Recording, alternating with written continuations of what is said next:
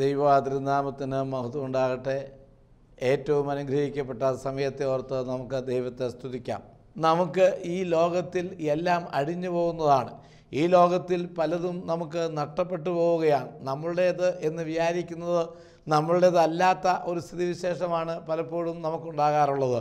ഞാൻ ഏതെങ്കിലും ഒരു ബസ്സിൽ കയറി ദൂരം യാത്ര ചെയ്യേണ്ട ഒരു ബസ്സിനകത്ത് ഞാൻ കയറി കഴിയുമ്പോൾ എനിക്കൊരു സീറ്റ് കിട്ടിയാൽ ആ ബസ് സ്റ്റാൻഡിൽ അഥവാ ഞാൻ ഇറങ്ങേണ്ടതായ സ്ഥാനത്ത് ഇറങ്ങുന്നത് വരെ ഞാൻ അവകാശപ്പെടുന്നത് ഇതെൻ്റെ സീറ്റാണോ, ഇതെൻ്റെ ബസ്സാണ്, ഇതെൻ്റെ സീറ്റ്, എൻ്റെ ബസ്സെന്നൊക്കെ പറഞ്ഞ് ഞാൻ അഹങ്കരിക്കുകയും മറ്റുള്ള സഹയാത്രക്കാരുടെ മുമ്പിൽ അഭിമാനം കൊള്ളുകയും ചെയ്യും. എന്നാൽ ആ ബസ് സ്റ്റാൻഡിൽ ഇറങ്ങിക്കഴിയുമ്പോൾ ഞാനൊന്ന് തിരിഞ്ഞു നോക്കും. അപ്പോൾ ഞാനിരുന്ന സ്ഥാനത്ത് അനേകം ആളുകൾ മാറി മാറി ഇരിക്കുന്നത് ഞാൻ ശ്രദ്ധിക്കുകയാണ്. എൻ്റേത് എന്ന് വിചാരിച്ചത് എൻ്റേതല്ല എന്നൊരു ബോധ്യം വൈകിയാണ് എനിക്കുണ്ടായിട്ടുള്ളത്. അതുകൊണ്ട് ഇന്ന് രാത്രിയിൽ എന്നെ കേൾക്കുന്ന അനുഗ്രഹിക്കപ്പെട്ട ദൈവമക്കൾ മനസ്സിലാക്കുക, ചിന്തിക്കുക. നമ്മളുടേത് എന്നൊക്കെ വിചാരിക്കുന്നത് നമ്മളുടേതല്ല എന്നൊരു ചിന്ത ഇന്ന് നമ്മെ ഭരിക്കട്ടെ എന്ന് പ്രാർത്ഥിക്കുന്നു. നമുക്ക് ഉറപ്പുള്ള ഒരു പട്ടണത്തെക്കുറിച്ച് ചിന്തിക്കാം. ഉറപ്പുള്ള ഒരു പാറയെക്കുറിച്ച് ഇന്ന് നമുക്ക് ചിന്തിക്കാം. സങ്കീർത്തന പുസ്തകം 18-ാം അധ്യായത്തിൽ ഞാൻ ശരണമാക്കുന്ന എൻ്റെ പാറ എന്നാണ് പറയുന്നത്. നമുക്ക് പ്രാർത്ഥിക്കാം. ഞങ്ങളുടെ കർത്താവും ഞങ്ങളുടെ ദൈവവുമേ, ഞങ്ങൾ നിന്നെ സ്തുതിക്കുന്നു. കർത്താവേ, സ്തോത്രം ചെയ്യുന്നു. ഇന്ന് രാത്രികാലം പകൽക്കാലം എല്ലാം ഈ ജനത്തെ നീ കാത്തുകൊള്ളണമെന്ന് ഞങ്ങൾ നിന്നോട് പ്രാർത്ഥിക്കുകയാണ്.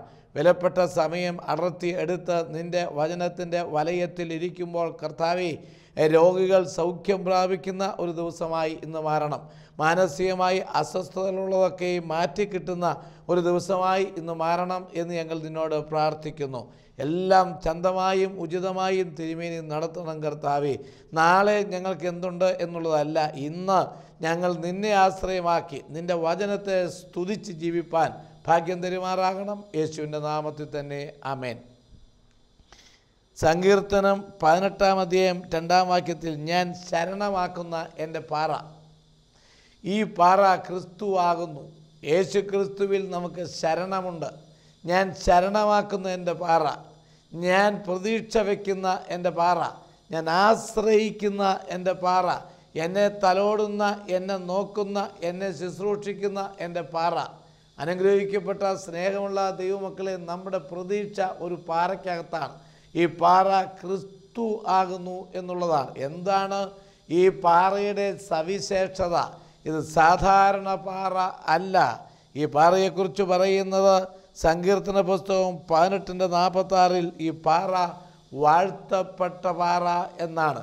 അനുഗ്രഹിക്കപ്പെട്ട ദൈവമക്കളെ, ഒരു വാഴ്ത്തപ്പെട്ട പാറയിൽ അടിസ്ഥാനം കണ്ടെത്തുന്നതാണ് ഇന്ന് നമുക്ക് അഭികാമ്യമായിട്ടുള്ളത്. ലോകത്തിൻ്റെ മൺകൂടാരങ്ങളിലോ ലോകത്തിൻ്റെ ഇമ്പങ്ങളിലോ ലോകത്തിൻ്റെ സ്ഥാനമാനങ്ങളിലോ അഭയം കണ്ടെത്തുന്നവനെല്ലാം ലജ്ജയോടെ അത് ഉപേക്ഷിച്ചു പോരേണ്ടതായിട്ട് വന്നിട്ടുണ്ട്. എന്നാൽ സ്വർഗത്തിലെ ദൈവം വളരെ വ്യക്തമായി, ദൈവവചനം വ്യക്തമായി രേഖപ്പെടുത്തി പറയുകയാണ്, ചിന്തിച്ചു പറയുകയാണ്, ഞാൻ ആശ്രയിക്കുന്ന എൻ്റെ പാറ വാഴ്ത്തപ്പെട്ട പാറയാണ്. എൻ്റെ ദൈവത്താൽ വാഴ്ത്തപ്പെട്ടത്, എൻ്റെ ദൈവത്താൽ അനുഗ്രഹിക്കപ്പെട്ടത്, എൻ്റെ ദൈവം ഭൂമിയിലേക്ക് പറഞ്ഞയച്ച വിശുദ്ധ പാറ, അത് കർത്താവായിരിക്കുന്ന യേശു ക്രിസ്തുവാണ്. ഈ പാറയുടെ പ്രത്യേകത ഇതെൻ്റെ വീണ്ടെടുപ്പുകാരനാകുന്ന പാറ എന്നാണ്. അനുഗ്രഹിക്കപ്പെട്ടവരെ, ഈ പാറ വീണ്ടെടുപ്പുകാരനായ പാറയാണ്. കർത്താവായിരിക്കുന്ന യേശു ക്രിസ്തു നമ്മെ വീണ്ടെടുക്കാനായി നിത്യയിലേക്ക് കൂട്ടിച്ചേർക്കുവാൻ മടങ്ങി വരുന്ന ഒരു ദിവസം ഉണ്ടാകും. ഇനി ഈ പാറയുടെ ചില സവിശേഷതകൾ ഇയ്യോബ് തൻ്റെ 28-ാം അധ്യായം 6-ാമത്തെ വാക്യത്തിൽ രേഖപ്പെടുത്തി വെച്ചിട്ടുണ്ട്. എല്ലാം വിവരിക്കാനായിട്ട് ഞാൻ ഉദ്ദേശിക്കുന്നില്ല. ഈ പാറയുടെ ചില സവിശേഷതകൾ പഴയ നിയമത്തിൽ ഇയ്യോബിൻ്റെ പുസ്തകം 28-ാം അധ്യായം 6-ാമത്തെ വാക്യത്തിൽ രേഖപ്പെടുത്തി വെച്ചിട്ടുണ്ട്. ഒന്നാമതായി അവിടെ കാണുന്നത്, വായിച്ചു നോക്കുമ്പോൾ കാണുന്നത്, അതിലെ പാറ നീലരത്നത്തിൻ്റെ ഉൽപ്പത്തി സ്ഥാനം എന്നാണ്. ഈ പാറയുടെ ഒരു പ്രത്യേകത, ഇത് നീല നിറത്തെ കാണിക്കുന്ന ഒരു പാറയാണ്. ഇതിനകത്ത് നീല നിറം ഉൾക്കൊണ്ടിട്ടുണ്ട്. എന്താണ് നീല നിറം കാണിക്കുന്നത്? നീല നിറം നീലാകാശത്തെയാണ് കാണിക്കുന്നത്.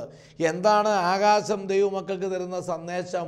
ആകാശം ദൈവത്തിൻ്റെ മഹത്വത്തെ അറിയിക്കുന്നു. എന്നെ കേൾക്കുന്ന അനുഗ്രഹിക്കപ്പെട്ട ദൈവമക്കളെ, ഈ പാറയുടെ പ്രത്യേകത ഇത് അനുഗ്രഹത്തിൻ്റെ മഹത്വത്തിൻ്റെ പാറയാണ്. ഈ പാറ മഹത്വത്തിൻ്റെ മകുടമാണ്. ഈ പാറ മഹത്വത്തിൻ്റെ പ്രത്യക്ഷതയുടെ പാറയാണ്. എൻ്റെ കർത്താവായിരിക്കുന്ന യേശു ക്രിസ്തു മഹത്വത്തിൻ്റെ രക്ഷകനാണ്. അവന് മഹത്വം കൊടുക്കുക. പ്രിയപ്പെട്ടവരെ, സകല നാവും അവന് മഹത്വം കൊടുക്കുക. ഇവിടെയാണ് ദൈവവചനത്തിൻ്റെ പ്രത്യേകത. ഈ പാറ നീല നിറമുള്ള പാറയാണ്. നീല നിറം ആകാശത്തെ കാണിക്കുന്നു. ആകാശം ദൈവത്തിൻ്റെ മഹത്വത്തെ കാണിക്കുന്നു.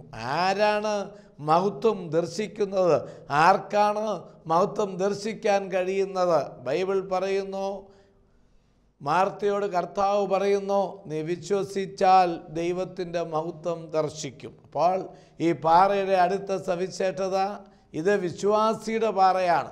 ഇത് വിശ്വാസികൾക്കുള്ള പാറയാണ്. ഈ പാറ വിശ്വസിച്ച് സന്തോഷത്തോടു കൂടെ ദൈവത്തെ സ്തുതിക്കുന്നവരുടെ അനുഗ്രഹമാണ് ഈ പാറ. കാരണം നീല നിറമാണ് ഇതിനകത്തുള്ളത്. നിറങ്ങൾക്ക് വേദപുസ്തകത്തിൽ ഒത്തിരി സ്ഥാനമാനങ്ങൾ ഉണ്ട്. ഒത്തിരി മർമ്മങ്ങൾ അതിൻ്റെ ഭാഗത്ത് നമുക്ക് പഠിക്കാനായിട്ട് സാധിക്കുന്നുണ്ട്. നമ്മൾ പുറപ്പാട് പുസ്തകം വായിക്കുമ്പോൾ 38-ാം അധ്യായം 18-ാമത്തെ വാക്യത്തിലേക്ക് കടക്കുമ്പോൾ ആ നിറങ്ങളുടെ ചില സവിശേഷതകൾ കാണാം. പ്രാകാരവാതിലിൻ്റെ മറശീല നീലനൂൽ, ധൂമ്രനൂൽ, ചുവപ്പ് നൂൽ, പിരിച്ച പഞ്ഞിനൂൽ എന്നിവ കൊണ്ട് ചിത്രത്തയ്യൽ പണിയായിരിക്കണം എന്നവിടെ കാണാവുന്നതാണ്. എന്നെ കേൾക്കുന്ന അനുഗ്രഹിക്കപ്പെട്ട സ്നേഹമുള്ള ദൈവമക്കളെ, നീലനൂൽ, അവിടെ ദേവാലയത്തിലേക്ക് കടക്കുന്ന ഒരാൾ പ്രാകാരത്തിൻ്റെ വാതിൽക്കൽ കാണുന്നതായ മറശീല കണ്ടിട്ടാണ് അകത്തേക്ക് കടക്കുന്നത്. അങ്ങനെ അകത്തേക്ക് കടക്കുമ്പോൾ ആ പ്രിയപ്പെട്ട വ്യക്തി ആദ്യമായി കാണുന്നത് നീല നിറമാണെന്നാണ് ബൈബിൾ പറയുന്നത്. നീല നിറം, ഞാൻ പറഞ്ഞു, നീല നിറം ആകാശത്തിൻ്റെയും മഹത്വത്തിൻ്റെയും ഒക്കെ അർത്ഥമാണ് കാണുന്നത്. അത് ദൈവത്തിൻ്റെ കൈവേലയാണ് കാണിക്കുന്നത്, ദൈവത്തിൻ്റെ മഹിമയാണ് കാണിക്കുന്നത്, ദൈവത്താൽ അസാധ്യമായിട്ടുള്ളതൊന്നും ഇല്ലെന്നാണ് കാണിക്കുന്നത്. അപ്പോൾ ദൈവത്തിൻ്റെ മഹത്വം കണ്ടിട്ടാണ് ഈ പാറയിലേക്ക് കടക്കുന്നത്. എന്നെ കേൾക്കുന്ന ഓരോ പ്രിയപ്പെട്ടവരും ഈ വചനത്തിൻ്റെ വലയത്തിലിരിക്കുന്നത് ദൈവവചനത്തിൻ്റെ മഹിമ കൊണ്ടാണ്. ദൈവവചനം അനുഗ്രഹിക്കപ്പെട്ടതാണ്. ഈ വചനം കേൾക്കുന്ന വ്യക്തി അനുഗ്രഹിക്കപ്പെട്ടതാണ്. ഈ വചനം പ്രസംഗിക്കുന്ന വ്യക്തി അനുഗ്രഹിക്കപ്പെട്ടതാണ്. ഈ വചനം അനുസരിക്കുന്നവൻ അനുഗ്രഹിക്കപ്പെട്ടവനാണ്. ഇത് പ്രമാണിക്കുന്നവൻ അനുഗ്രഹിക്കപ്പെട്ടവനാണ്. ഇത് ദൈവത്തിൻ്റെ പരിശുദ്ധാത്മാവ് എഴുതിയ ദൈവത്തിൻ്റെ വചനമാണ്. ദൈവമക്കൾ ചിന്തിക്കുമ്പോൾ ദൈവമക്കളുടെ മനസ്സിൻ്റെ ഉള്ളിൽ സന്തോഷം തോന്നുന്നു. എൻ്റെ ദൈവം എനിക്ക് എന്നേക്കും മഹത്വത്തിൻ്റെ പാറയാണ്. അവൻ മഹത്വത്തോടുകൂടെ മടങ്ങി വരുന്ന ദൈവമാണ്. ഇത് കണ്ടിട്ട് വേണം ഒരാൾ ദേവാലയത്തിലേക്ക് പ്രവേശിക്കാൻ. പലപ്പോഴും നിർഭാഗ്യമെന്ന് പറയട്ടെ, ദേവാലയത്തിലേക്ക് പ്രവേശിക്കുമ്പോൾ ഈ ദൈവത്തിൻ്റെ മഹത്വം ദർശിച്ച് പ്രവേശിക്കാൻ നമുക്ക് സാധിക്കാറില്ല. നമ്മൾ പള്ളിയിലേക്ക് കയറുമ്പോൾ തന്നെ നമ്മൾ അങ്ങോട്ടൊന്ന് നോക്കും, ഇങ്ങോട്ടൊന്ന് നോക്കും, വടക്കോട്ടും തെക്കോട്ടും ഒക്കെ നോക്കും, കുർബാന എന്തായി നോക്കും, അച്ഛൻ എവിടെയാണെന്ന് നോക്കും, അല്ലെങ്കിൽ വേറെ പലതും ആലോചിച്ചിട്ടാണ് നമ്മൾ ഈ ദേവാലയത്തിലേക്ക് വരുന്നത്. സത്യത്തിൽ ദൈവത്തിൻ്റെ മഹത്വം ദർശിച്ചിട്ട് അല്ല നമ്മൾ ഈ ദേവാലയത്തിലേക്ക് വരുന്നത്. ഒരാൾ പണ്ട് ദേവാലയത്തിൽ വന്ന് വിശുദ്ധ കുർബാനയെല്ലാം കഴിഞ്ഞപ്പോൾ അച്ഛനെ വിളിച്ചിട്ട് പറഞ്ഞു എന്നാണ് പറയുന്നത്, അച്ചോ, ഞാൻ വരുന്ന ആഴ്ച മുതൽ ഈ പള്ളിയിലേക്ക് വരുന്നില്ല. ബഹുമാനപ്പെട്ട അച്ഛൻ ചോദിച്ചു, എന്താ പ്രശ്നം, എന്താണ് പറ്റിയത്? എൻ്റെ പ്രസംഗം നന്നായിരുന്നില്ലേ? എൻ്റെ കുർബാന നന്നായിരുന്നില്ലേ? എൻ്റെ ശബ്ദം നല്ലതല്ലേ? എൻ്റെ പെരുമാറ്റം മോശമായിരുന്നോ? ഞാൻ എന്തെങ്കിലും നിങ്ങളെ വേദനിപ്പിച്ചോ? What is your problem? എന്താണ് നിങ്ങളുടെ വിഷയമെന്ന് ബഹുമാനപ്പെട്ട അച്ഛൻ ആ വ്യക്തിയോട് ചോദിച്ചു. ആ വ്യക്തി വളരെ ശാന്തമായിട്ട് അച്ഛനോട് പറഞ്ഞു, ഈ കാര്യങ്ങളൊന്നുമല്ല, പിന്നെ എന്താണ് താങ്കളെ ബാധിച്ചത് എന്താണ്? വളരെ ശാന്തമായിട്ട് പറഞ്ഞു, അച്ഛോ, ഞാൻ ഈ പള്ളിയിലേക്ക് വന്നപ്പോൾ ഞാൻ പലരെയും ശ്രദ്ധിച്ചു. ചിലർ അവിടെ ഇരുന്ന് ഉറങ്ങുന്നുണ്ട് അച്ഛൻ്റെ പ്രസംഗം കേട്ട്. വേറെ ചിലർ 4 ആട് നോക്കിക്കൊണ്ട് താടയ്ക്ക് കൈ കൊടുത്ത് അവിടെ ഇരിക്കുന്നുണ്ട്. വേറെ ചിലർ പിള്ളേരെ കളിപ്പിച്ചുകൊണ്ട് ആ പള്ളിയകത്തിരിക്കുന്ന ഞാൻ കണ്ടിട്ടു. വളരെ ചുരുക്കം പേര് മാത്രമാണ് കൈ മലർത്തി ദൈവത്തിൻ്റെ വചനം കേട്ട് ശ്രദ്ധിക്കുന്നത്. അങ്ങനെ പലരും പല സൈസ് രീതിയാണ്, പല സ്വഭാവക്കാരാണ്, പല തുറകളിലാണ്, പല ചിന്തകളിലാണ്. ഇതെല്ലാം കണ്ടപ്പോൾ എനിക്ക് ഇങ്ങോട്ട് വന്നെന്ന് തോന്നിയിട്ടില്ല, അച്ഛനോട് ക്ഷമിക്കണം എന്ന് പറഞ്ഞു.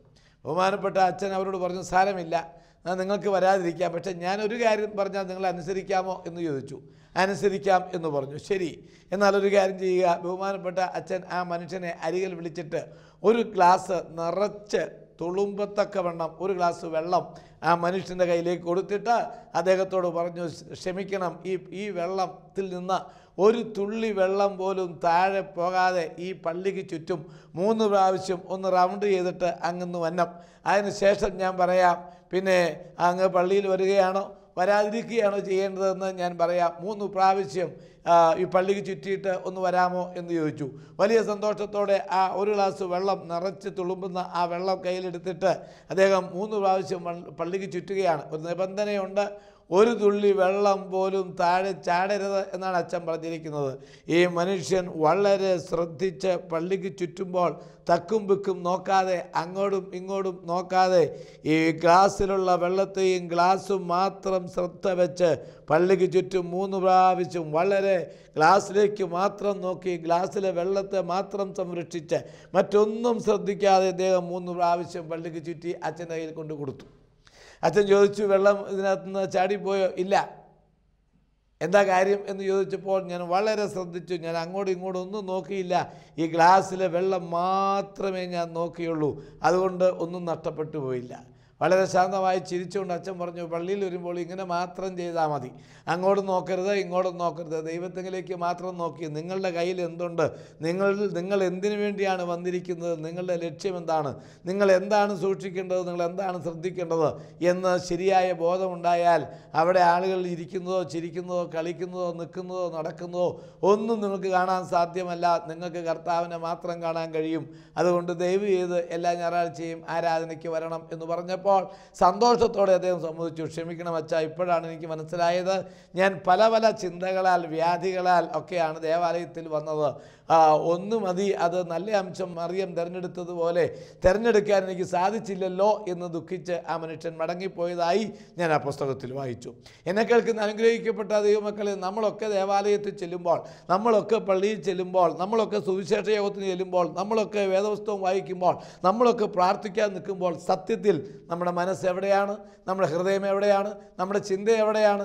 നമ്മുടെ കയ്യിലുള്ളതായിരിക്കുന്ന ആത്മസന്തോഷം നഷ്ടപ്പെടാതിരിക്കാൻ, നമുക്കുള്ള ദർശനം നഷ്ടപ്പെടാതിരിക്കാൻ, നമുക്ക് ദൈവത്തോടുള്ള കാഴ്ചപ്പാടും ആലോചനയും നഷ്ടപ്പെടുത്താതിരിക്കാൻ ഒരു ഏകാഗ്ര ഹൃദയത്തോടെ ദേവാലയത്തിൽ കടക്കണം. നീല നിറം, ഈ പാറയുടെ നിറം നീല നിറമാണ്. അപ്പോൾ ദേവാലയത്തിൽ കിടക്കുന്നവൻ നീല നിറം കണ്ട് കിടക്കണമെന്നാണ് ഞാൻ പ്രസ്താവിച്ചത്. തുടർന്ന് തൊട്ടു താഴെ കാണുന്നത് പഞ്ഞിനൂൽ അഥവാ ധൂമറ നൂലെന്നൊക്കെയാണ്. ഈ ധൂമറ നൂലെന്ന് പറയുന്നത് രാജാക്കന്മാരുടെ വസ്ത്രത്തിന്മേൽ തുന്നിപ്പിടിപ്പിക്കുന്ന നൂലാണ്. അത് രാജകീയമായ പദവി കൊടുക്കുന്ന നൂലാണ്. അർത്ഥാൽ ഈ നീല നിറമുള്ള പാറ കണ്ടാൽ അടുത്തത് നിനക്ക് കിട്ടുന്നത് രാജകീയ സന്തോഷം എന്നാണ് അർത്ഥം.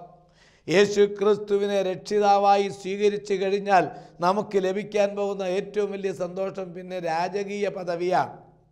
കാരണം അന്തഃപുരത്തിലെ രാജകുമാരി ശോഭാ പരിപൂർണയാകുന്നു, അവളുടെ വസ്ത്രമോ പൊൻകസവ് കൊണ്ടുള്ളതെന്നാണ് വായിക്കുന്നത്. തൊട്ട് താഴെ എന്താ വായിച്ചത്? അവളെ ചിത്രത്തയ്യലുള്ള വസ്ത്രം ധരിപ്പിച്ച് രാജകൊട്ടാരത്തിൽ നിർത്തിയിരിക്കുന്നു എന്നാണ്. എന്താ ചിത്രത്തയ്യലുള്ള വസ്ത്രത്തിൻ്റെ പ്രത്യേകത? സൂചിയും നൂലും എടുത്ത് ഒരു തുണിയിൽ ധാരാളം പ്രാവശ്യം സൂചി കൊണ്ട് കുത്തി മുറിവേൽപ്പിച്ചെങ്കിൽ മാത്രമാണ് പ്രിയപ്പെട്ടവരെ ആ തുണിക്കകത്തൊരു ചിത്രം വരത്തുള്ളൂ. അർത്ഥാൽ വേദനയുടെയും പീഡയുടെയും പ്രയാസങ്ങളുടെയും ശോധനയുടെയും വസ്ത്രം ധരിക്കുകയാണ് ആദ്യം ചെയ്യേണ്ടത്. അതിനുശേഷമാണ് അന്തഃപുരത്തിലെ രാജകുമാരിയായി മാറുന്നത്, രാജകീയ സന്തോഷമായി മാറുന്നത്, രാജകീയ സമാധാനമായിട്ട് മാറുന്നത്. അന്തഃപുരത്തിലെ രാജകുമാരി ശോഭാ പരിപൂർണയാകുന്നു, അവളുടെ വസ്ത്രം പൊൻകസവ് കൊണ്ടുള്ളത്. അപ്പോൾ പറഞ്ഞതിൻ്റെ അർത്ഥം എന്താ? വലിയൊരു മർമ്മം അവിടെ പഠിക്കേണ്ടത്. നീല നിറം കണ്ടാൽ, നീല നിറം മനസ്സിലാക്കിയാൽ, നീല നിറത്തിന് ശേഷം കാണാൻ പോകുന്നത് രാജകീയ സന്തോഷമാണ്. സത്യവചനത്തിലേക്ക് വന്നാൽ, സത്യവചനം വിശ്വസിച്ചാൽ ദൈവത്തിൻ്റെ വചനം മാറ്റമില്ലാത്തതാണ്. ആകാശം നഷ്ടപ്പെട്ടേക്കാം, ഭൂമിക്ക് ക്ഷതം സംഭവിച്ചേക്കാം, എന്നാൽ ആകാശം മാറിയാലും ഭൂമി ഇളകിയാലും മാറ്റമില്ലാത്തത് ദൈവത്തിൻ്റെ വചനമാണ്. പ്രിയപ്പെട്ടവരെ, ഈ വചനത്തിൽ വിശ്വസിക്കുന്ന നിൻ്റെ കുടുംബം രക്ഷ പ്രാപിക്കും. ഈ വചനത്തിൽ വിശ്വസിക്കുന്ന നിൻ്റെ മക്കൾക്ക് അനുഗ്രഹങ്ങൾ ലഭിക്കും. നീ വചനത്തിൽ വിശ്വസിച്ചാൽ നിൻ്റെ അനന്തര തലമുറ ദൈവത്തിൻ്റെ മഹത്വം രാജകീയ സന്തോഷം അനുഭവിക്കുമെന്നുള്ളത് സത്യമാണ്. പാവപ്പെട്ട അച്ഛന് പറയാനുള്ളത് 19ാമത്തെ വയസ്സ് മുതൽ ഈ സത്യവേദവസ്തുവും എടുത്തിട്ട് ഏറ്റവും എളിയ തോതിൽ ശുശ്രൂഷിക്കുന്നതുകൊണ്ട് അനുഭവം കൊണ്ട് പറയുക, രാജകീയ സമാധാനമാണ് എനിക്ക് ലഭിക്കുന്നത്, രാജകീയ സ്വസ്ഥതയാണ് എനിക്ക് ലഭിക്കുന്നത്. എന്നെ കേൾക്കുന്ന എല്ലാ പ്രിയപ്പെട്ട ദൈവമക്കൾക്കും ഇത് ഒരു മാതൃകയായിരിക്കട്ടെ, ഇതൊരു പാഠമായിരിക്കട്ടെ. ദൈവത്തിൻ്റെ വചനം അത് അനുഗ്രഹമാണ്, അത് മഹത്വത്തിൻ്റെ പ്രത്യക്ഷതയാണ്, അത് ദൈവത്തിൻ്റെ അനുഗ്രഹമാണ്. ഇതിൽ ആയിക്കഴിഞ്ഞാൽ പിന്നെ രാജകീയമായ പദവി, അതാണ് നീലനൂൽ കണ്ടു കഴിഞ്ഞാൽ നമുക്ക് രാജകീയ സന്തോഷം കിട്ടും. തൊട്ട് താഴെ പറയുന്നത് ചുവപ്പ് നൂലെന്നാണ്. രക്ഷയുടെ നൂല്, വീണ്ടെടുപ്പിൻ്റെ നൂല്, യേശു ക്രിസ്തുവിലുള്ള രക്ഷ, രക്തത്താലുള്ള രക്ഷ. നിങ്ങളെ വീണ്ടെടുത്തിരിക്കുന്നത് പൊന്നുകൊണ്ടല്ലേ? അല്ല. നിങ്ങളെ വീണ്ടെടുത്തിരിക്കുന്നത് വെള്ളി കൊണ്ടുമല്ലേ? അല്ല. നിങ്ങളെ വീണ്ടെടുത്തിരിക്കുന്നത് ക്രിസ്തുവെന്ന നിർദോഷവും നിഷ്കളങ്കവുമായ യേശു ക്രിസ്തുവിൻ്റെ വിലയേറിയ രക്തം കൊണ്ട് വീണ്ടെടുക്കപ്പെട്ട ദൈവമക്കളാണ് നിങ്ങൾ. അതുകൊണ്ട് തന്നെ ഒരു കാരണവശാലും നിങ്ങൾ നശിക്കാനുള്ള ദൈവമക്കളല്ല, നിങ്ങൾ അധപ്പതിച്ചു പോകാനുള്ള ദൈവമക്കളല്ല, നിങ്ങൾ പരാജയപ്പെടാനുള്ള ദൈവമക്കളുമല്ല. ഈ പാറയുടെ പ്രത്യേകതയാണ്. അതിലെ പാറ നീല നിറമുള്ള രത്നമുള്ള പാറയാണ്. നീലരത്നത്തിൻ്റെ ഉൽപ്പത്തി സ്ഥാനമാണ്. ഞാൻ പറഞ്ഞത് ദേവാലയത്തിൽ പോലും നീല നൂലിന് പ്രത്യേകതയുണ്ടെന്നാണ്. നീല നൂൽ കാണുന്ന ദൈവമക്കൾ ധൂമ്ര നൂല് കാണുകയാണ്. യേശു ക്രിസ്തുവിൻ്റെ മഹത്വം അറിഞ്ഞവൻ ക്രിസ്തുവിൻ്റെ രാജകീയ സന്തോഷം അനുഭവിക്കും. കാരണം നിങ്ങളോ രാജകീയ പുരോഹിത വർഗമാണ്. രാജാവുള്ളിടത്ത് രാജകോലാഹലം കാണും. പ്രിയപ്പെട്ടവരെ, രാജാവിൻ്റെ രാജ്ഞി രാജകീയ അധികാരമുള്ളവളാണ്. പ്രിയപ്പെട്ട ദൈവമക്കളെ, ഓർമ്മിപ്പിക്കട്ടെ, സൂചി കൊണ്ട് കുത്തേറ്റ് അനേക പ്രാവശ്യം മുറിവിന് ശേഷമാണ് ആ മുറിവ് മാറ്റിക്കളഞ്ഞ് ആ മുറിവുണ്ടായിരുന്ന സ്ഥാനത്ത് മനോഹരമായിരിക്കുന്ന ഒരു ചിത്രം പ്രത്യക്ഷപ്പെടുന്നത് പോലെ തന്നെ അനുഗ്രഹിക്കപ്പെട്ട ദൈവമക്കൾ ഒരുപക്ഷെ ഏതെങ്കിലും രോഗത്തിൻ്റെ പിടിയിലാകും നിങ്ങൾ, സാമ്പത്തിക പ്രശ്നങ്ങളിലായിരിക്കും നിങ്ങൾ, മാനസിക വിഭ്രാന്തിയിലായിരിക്കും നിങ്ങൾ, മക്കളുടെ ജീവിതത്തിലെ പ്രശ്നങ്ങൾ നിങ്ങളെ ബാധിച്ചിരുന്നേക്കാം, കുടുംബത്തിൽ അസ്വസ്ഥതകൾ ഉണ്ടായേക്കാം. അങ്ങനെ ഒത്തിരി നൂലാമാലകളുടെ നടുവിൽ നിങ്ങൾ നിന്നാലും മനസ്സിലാക്കുക, ശ്രദ്ധിക്കുക, ദൈവം നിങ്ങളെ അനുഗ്രഹിക്കും. നിങ്ങൾക്ക് പൊൻ കസവ് കൊണ്ടുള്ള വസ്ത്രം ധരിപ്പിച്ച് നിർത്തും. അപ്പോൾ നീല നൂൽ കാണുക. ആദ്യം ഈ പാറയുടെ പ്രത്യേകത, ഇത് നീല നൂൽ അടങ്ങിയിരിക്കുന്ന പാറയാണ്, നീല രത്നമാണ്, അത് വിലപ്പെട്ടതാണ്, തീരാത്ത വിലയുള്ള രത്നമാണ്. യേശു ക്രിസ്തുവിലേക്ക് വരുമ്പോൾ തീരാത്ത വിലയാണ്. ഒരുത്തൻ ക്രിസ്തുവിൽ ആയാൽ അവൻ പുതിയ സൃഷ്ടിയാണ്, പഴയത് കഴിഞ്ഞുപോയി. അത്ര അനുഗ്രഹമാണ് ഒരാൾ യേശു ക്രിസ്തുവിലേക്ക് വരുമ്പോൾ. നമുക്ക് വളരെ വേഗത്തിൽ വിഷയത്തിലേക്ക് മടങ്ങി വരാം. നീലനൂൽ, ധൂമ്രനൂൽ, പിന്നെ ചുവപ്പ് നൂൽ, പിരിച്ച പഞ്ഞിനൂൽ. നീല നിറത്തിൽ തുടങ്ങണം.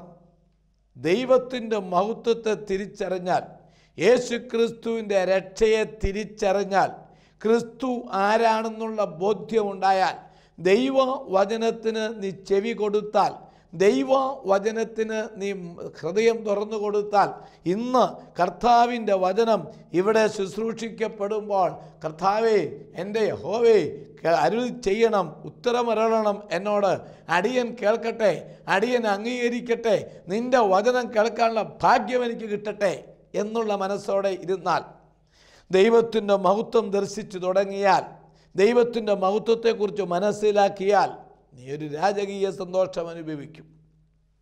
നീ വീണ്ടെടുക്കപ്പെട്ട ദൈവമക്കളായിത്തീരും. പോരാ, നിന്നെ പഞ്ഞിനൂല് കാണിച്ചേ വിടത്തുള്ളൂ. പഞ്ഞിനൂൽ എന്ന് പറയുന്നത് പിരിച്ച പഞ്ഞിനൂൽ. ഇത് വെടുപ്പിനെ കാണിക്കുന്നു, വെണ്മയെ കാണിക്കുന്നു. മറക്കാതിരിക്കുക, ക്രിസ്തു യേശുവിലേക്ക് വരുമ്പോൾ, യേശു ക്രിസ്തുവിലേക്ക് ഒരു വ്യക്തി വന്നാൽ അവൻ്റെ അവസാനത്തെ രീതി, അവൻ വെണ്മയിൽ സന്തോഷിക്കുന്നു, അവൻ വെടുപ്പിൽ സന്തോഷിക്കുന്നു, അവൻ വിശുദ്ധിയിൽ സന്തോഷിക്കുന്നു. അതുകൊണ്ടാണ് പറയുന്നത്, ഈ വിശുദ്ധതകൾ വിശുദ്ധന്മാർക്കും വെടുപ്പുള്ളവർക്കും മാത്രം നൽകപ്പെടുന്നതാണ്. എന്നെ കേൾക്കുന്ന സ്നേഹമുള്ള ദൈവമക്കളെ, നമ്മൾ പറഞ്ഞു വന്നത് ഞാൻ ശരണമാക്കുന്ന ഈ പാറ ഞാൻ ശരണമാക്കുകയാണ്. ഈ അനുഗ്രഹിക്കപ്പെട്ട പാറ എനിക്കെന്നും അനുഗ്രഹമാണ്.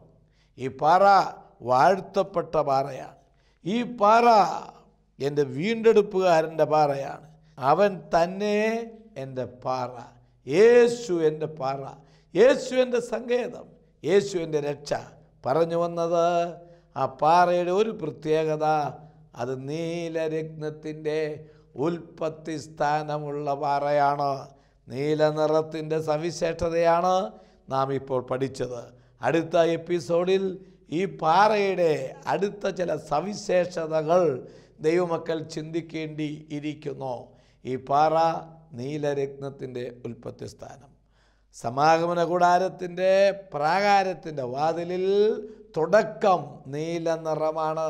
നീല നിറത്തിലുള്ള നൂലാണ് തുടക്കം. നീല നിറം കണ്ടിട്ടാണ് അകത്ത് കിടക്കുന്നത്. തുടർന്ന് ധൂമറ നൂൽ കണ്ടിട്ടാണ് അകത്ത് കിടക്കുന്നത്. തുടർന്ന് ചുവപ്പ് നൂൽ കണ്ടിട്ടാണ് അകത്ത് കിടക്കേണ്ടത്. തുടർന്ന് പിരിച്ച പഞ്ഞിനൂൽ വെണ്മയെ കാണിക്കുന്നു. യെശയ്യാപ്രവാചകൻ്റെ പുസ്തകത്തിൽ നാം വായിക്കുന്നത്, വരുവിൻ നമുക്ക് തമ്മിൽ വാദിക്കാം. നിന്റെ പാപം എത്ര കടുംചുവപ്പായിരുന്നാലും ഹിമം പോലെ വെളുക്കും, രക്താംബരം പോലെ ചുവന്നിരുന്നാലും പഞ്ഞുപോലെയാക്കി കിട്ടും. അങ്ങനെ പാപത്തെ കഴുകിക്കളയുന്ന ഒരു മാനസാന്തരത്തിൻ്റെ അനുഗ്രഹിക്കപ്പെട്ട ഒരു സന്ദർഭമായി ഇന്ന് മാറണം.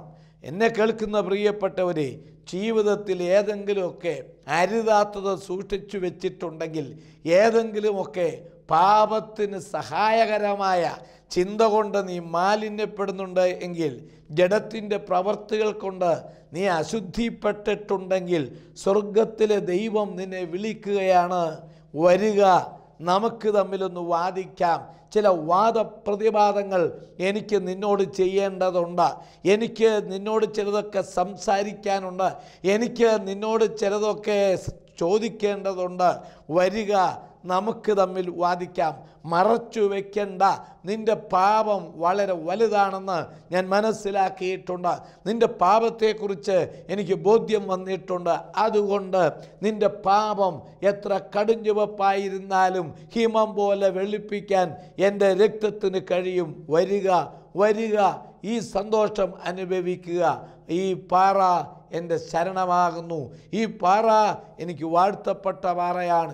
ഈ പാറ എൻ്റെ വീണ്ടെടുപ്പിൻ്റെ പാറയാണ്. ഈ പാറ എൻ്റെ കർത്താവാകുന്ന പാറയാണ്. പ്രാർത്ഥിക്കാം.